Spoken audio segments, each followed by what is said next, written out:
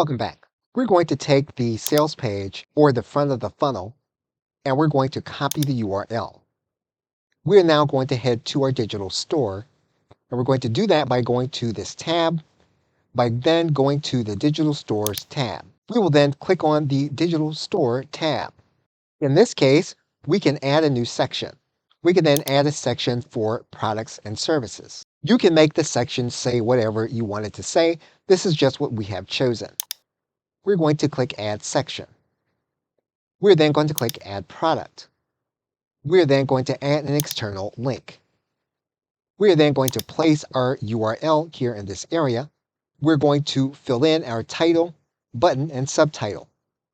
We could add an image, but for the sake of this video, we are going to skip this part of the process. Once we have all the verbiage in, we can then click Publish, and our new link is now available.